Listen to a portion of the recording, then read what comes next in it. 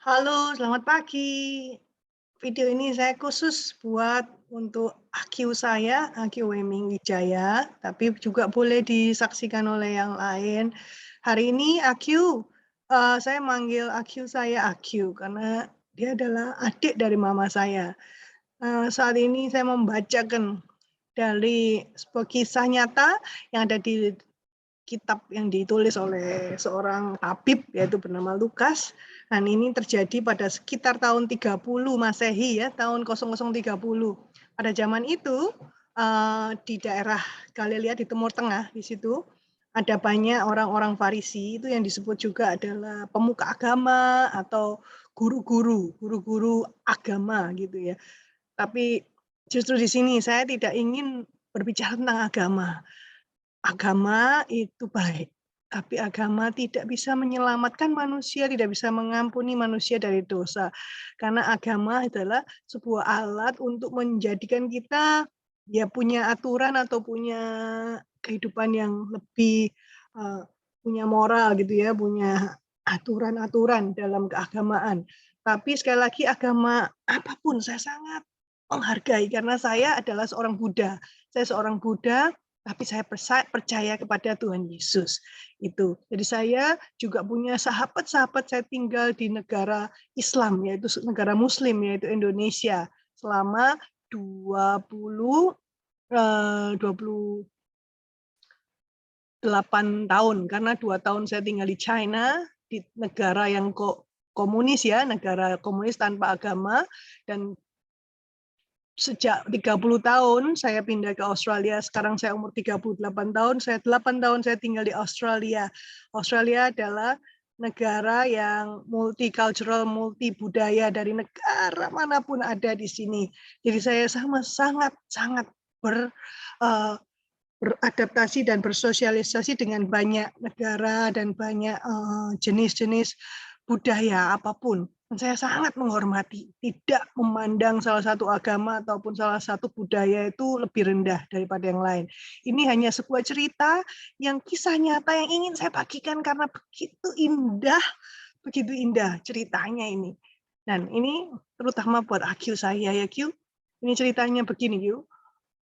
Pada saat itu ada yang kita sudah bicara kemarin dari ayat Lukas, Yesus itu sudah lahir pada yang disebut Natal pertama. Yesus itu lahir sebagai bayi yang ajaib, tetap karena dia tidak dilahirkan dari hasil persetubuhan manusia, tetapi sungguh ada Roh Allah yang menaungi perawan Maria itu, Ibu Maria, sehingga akhirnya lahirlah Yesus ini. Disebutlah dia oleh banyak orang bahwa dia adalah yang dijanjikan. Pada zaman itu semua orang sudah pernah dijanjikan seorang juru selamat. Juru selamat mereka nggak tahu, mereka bingung. Juru selamat itu juru selamat dari apa?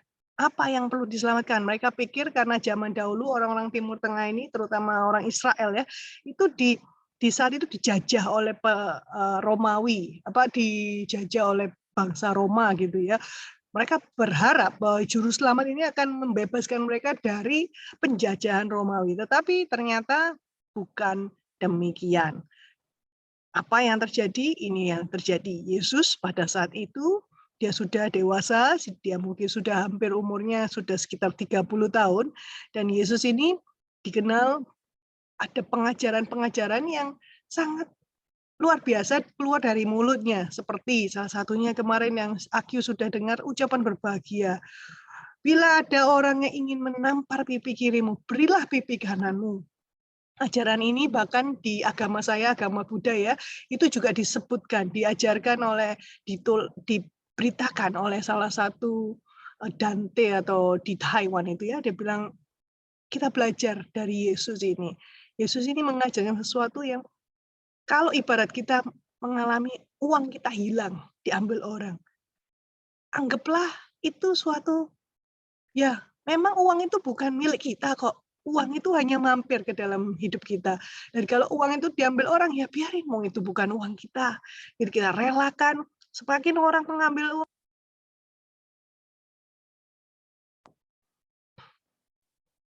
Di situ kita bicara saat ini bersyukur bahwa Yesus ini datang untuk membicarakan tentang hal-hal bagaimana dalam hidup manusia itu, dan orang-orang tertarik mendengarkan, dan karena juga banyak orang-orang yang ingin mengenal orang ini, Yesus ini kenapa begitu terkenal pada zaman itu. Sehingga orang-orang ingin mendengar, dan Yesus tidak punya tempat lagi, dia harus masuk ke dalam, karena orang-orang ini mendorong karena terlalu banyak orang yang datang, sehingga Yesus itu akhirnya masuk ke dalam gedung ini. Mungkin gedung ini adalah gedung yang pemilik umum gitu ya, publik gitu. Akhirnya ada 4 orang pada saat itu sedang kepingin menolong temannya ini yang sedang lumpuh. Nggak tahu lumpuh berapa lama, tapi mungkin bukan lumpuh dari lahir. Tapi temannya ini, 4 orang ini sangat setia kawan ya. 4 orang ini pingin. Saat ini saya juga pingin membawa AQ saya yang sedang stroke 9 tahun lumpuh. Saya ingin membawa dia untuk datang kepada Yesus disembuhkan. Nah, karena sebagai seorang Buddha, saya seorang Buddha ya, tapi saya percaya kepada Yesus. Saya juga percaya bahwa Yesus itu adalah Tuhan yang pencipta langit bumi yang turun ke dunia. Karena pada saat itu, ini ceritanya, saya ceritakan ya. Orang ini, 4 orang ini, karena dia mendengar bahwa banyak kejadian-kejadian ajaib yang sudah Tuhan lakukan, mujizat gitu ya, orang mati atau orang sakit gitu, dibawa kepada Yesus itu sembuh. Akhirnya 4 orang ini mencari cara. Dia tidak hanya dengan gampang-gampang, ya nggak bisa ketemu, ya sudah. Tidak, dia mencari cara. Dia cari cara. Dia buka di atap gedung itu. Zaman dulu agak flat gini ya, datar ya, terus terbuat dari bambu-bambu atau semacam kayu-kayu begitu, yang dari tanaman-tanaman yang agak kokoh gitu ya, itu dibongkar bisa. Dan tapi ada sedikit tanah, lihat harus dikeruk-keruk. Akhirnya Yesus ini sedang mengajar di tengah-tengah orang, dia melihat ada sesuatu yang turun jatuh gitu, runtuh-runtuhan. Oh, dan Tuhan tidak membiarkan, Yesus itu tidak membiarkan orang-orang itu kayak marah atau, "Woi, jangan jangan jangan." Enggak dibiarkan. Biarkan akhirnya anak ini, orang yang lumpuh ini bisa turun. Bisa dilihat Yesus, dan Yesus tidak berusaha untuk menyetop mereka. Silakan, ayo turunkan, turunkan. Karena Yesus tahu 4 orang ini sedang berusaha menolong temannya yang sedang lumpuh. Akhirnya dia, semua orang melihat apa yang akan dilakukan oleh Yesus ini ya, ketika ada orang lumpuh diturunkan. Wah, lihat ini ada beberapa orang yang kenal. Oh, ini kan orang lumpuh itu, yang namanya siapa? Saya nggak ditulis di dalam cerita ini, tapi yang pasti orang-orang di sekelilingnya ini pasti juga sudah kenal lah orang lumpuh ini. Maksudnya mereka tahu ini bukan lumpuh yang bohong-bohongan ya, ini yang orang lumpuh pada zaman dulu nggak bisa bekerja. Jadi dia cukup cukup susah juga ya hidupnya nih. Badannya juga badannya gimana, nggak ada yang ngurus, nggak ada yang mungkin mengurus pada saat itu. Jadi akhirnya orang ini, teman-temannya ini yang mengurus, berusaha pingin temannya sembuh. Jadi Yesus berkata malah begini, "Kawanku, dosamu sudah diampuni." Wah, langsung nih, waduh, pemuka-pemuka agama pada saat itu ya. Ini cerita yang terjadi beneran dan sudah ditulis itu. Pemuka-pemuka agama itu kan nggak terbiasa dengan hal-hal yang seperti itu. Harus ada sepertinya kayak struktur. Siapa ini orang ini? Ngomong kok ngomong tidak ada apa ya? Sebuah omongannya itu omongan yang nggak benar ini. Dia kayak berusaha seperti Tuhan mungkin. Kenapa orang ini berkata seperti itu? Wah, heran ini. 3 orang sampai mereka mengatakan satu sama lain, siapa yang bisa mengampuni dosa selain Tuhan sendiri? Kenapa orang ini bilang begitu? Dosamu diampuni. Tapi Yesus, karena dia adalah Allah, pencipta langit bumi, dia tahu, bisa melihat ke kedalaman hati manusia itu. Dia bertanya, meskipun mereka nggak mengatakan dengan lantang ya, tapi Yesus bilang, mengapa kalian berpikir hal ini? Manakah yang lebih mudah untuk mengatakan? Apakah aku mengatakan dosamu sudah diampuni dan berdiri dan berjalanlah, itu lebih gampang? Mana yang lebih gampang? Lebih gampang, dua-duanya tidak gampang menurut saya. Tapi kalau ngomong bangun berjalanlah, itu mungkin tidak melanggar peraturan pada zaman tersebut gitu ya, tidak melanggar. Sepertinya kok sok-sokan gitu ya, Yesus itu bisa mengampuni orang. Kalau berdiri berjalanlah, mungkin nggak apa-apa. Meskipun orangnya akhirnya nggak sembuh, tapi ini beda. Yesus ini menunjukkan kepada mereka, aku berkata kepada kamu, aku mau kamu tahu, aku punya kuasa di dunia ini, di bumi ini untuk mengampuni dosa. Jadi kalau saya bisa cerita panjang lebar tentang apa sih sejarahnya, saya juga belajar sendiri ya.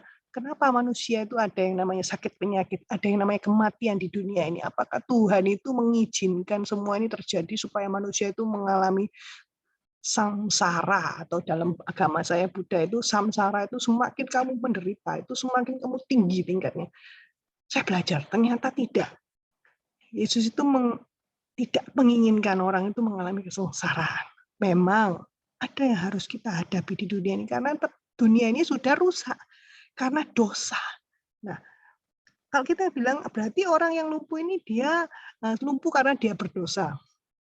Kita nggak bisa mengejudge orang, menghakimi orang, tetapi Yesus mengatakan bahwa setiap manusia itu perlu diampuni, karena setiap manusia, bahkan bayi yang baru lahir, dari baru ada dalam kandungan pun, itu sudah ada dosanya.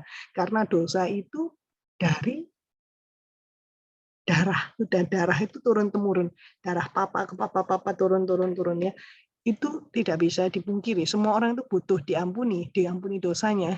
Dan tetapi orang ini terutama, Yesus berkata kepada dia ya, dia bilang, dosamu sudah diampuni, dan Yesus berkata, dia dengan penuh belas kasihan, aku beritahu kamu, sekarang bangunlah, angkatlah tikarmu dan pulanglah.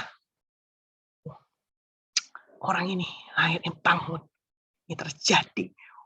Wow, orang-orang yang lihat itu semuanya melihat ini orang yang lumpuh ini berdiri di atas kakinya dan berdiri di depan mereka. Terima kasih.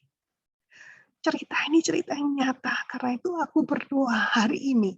Aki Weming pun Tuhan. Dia mengalami mujizat yang seperti ini. Yaitu sembuh, berdiri.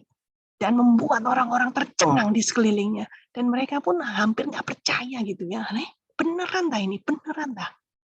Tapi orang ini yang lumpuh ini menggulung tikarnya dan pulang sambil memuji yang namanya Tuhan itu. Dia tahu bahwa ini Yesus ini bukan manusia biasa ini. Ini luar biasa ini. Gitu ya. Dan inilah hal yang luar biasa yang terjadi, yang sudah tercatat. Maka itu saya percaya Yesus pun bisa menyembuhkan Aki Weming saat ini. Di dalam nama Yesus aku berdoa. Amin. Amin.